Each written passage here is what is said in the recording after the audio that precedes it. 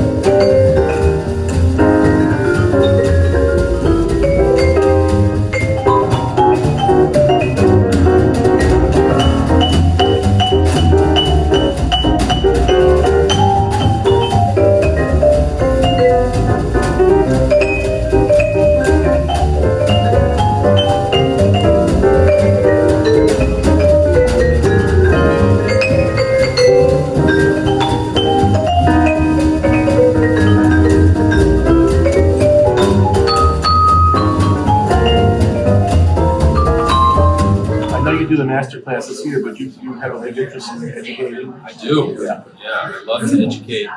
I've had many students over the years. I've had, I'm proud to say, a handful of students that have gone on to accomplish a lot. I have a young student in Washington. I mean, she's not as young now, but she was an undergrad at University of Maryland where I taught. Her name is Isabel De Leon. And she's not exclusively a jazz drummer. She's kind of become a bit of a rock star around Washington. And she plays all kinds of different genres. And a very accomplished drummer. And she was a great student. I have several others that are professional drummers that are doing quite well around Washington. And one gentleman who's in one of the service bands in the Marine band. So I love, and then a bunch of people that I think just probably gained a lot from studying music, and they took it to other aspects of their life. So I do love to teach. I did resign from University of Maryland because my touring schedule has become so busy, and that's a good thing. Yeah, you still like being on the road? I love being on the road. All right, to keep the love of jazz alive with the young kids, it's important to educate them. Absolutely. And how do you go about that? Well, I try to play something for them that will get them excited. then I try to get them to play something over their head, something that they didn't think they could do, and turn a light bulb on, hopefully. And that usually happens here at the North Carolina Jazz Festival. I usually have about 7 or 8 young students. I think they're middle school age, and they know a tiny bit about jazz, and they might be able to play a rock beat on the drums or play a little bit of a song on the vibes. We even did a jazz version of Mary Had a Little Lamb last year, because everybody knows what that song sounds like. I try to get them to play something by ear. This year we had a steel drum player, a young man named Grant. When he came in with the steel drum, I immediately said, we're going to play a calypso tune, sure. and I taught him how to play St. Thomas. Yeah. And what really made my day was, well, first of all, he had said he had never played anything by ear. He could read music, and he said, I'll need to look at the notes. And I said, no, you won't.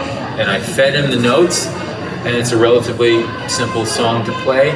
And he learned it within the first 15 minutes. He learned it by ear, and we had to work on the rhythm a little bit, and he learned that. And by the end of our 2-hour session, I had a drummer playing a calypso beat, and I had another drummer who had never played that song on vibes, playing it on the vibes, and another kid who had never played it on piano, playing it on piano. And we kind of performed it for some of the parents.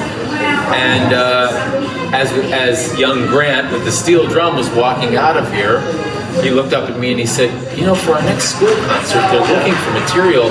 I'm going to tell my teacher that we should play St. Thomas now that I know it. Yeah, you got through. And he said, I'm going to see if he can write an arrangement on it. Oh, that's great. So I said, fantastic. That's like seeing the light bulb go on. I watched it go on. Yeah. So it was thrilling, and to have that happen. Yeah.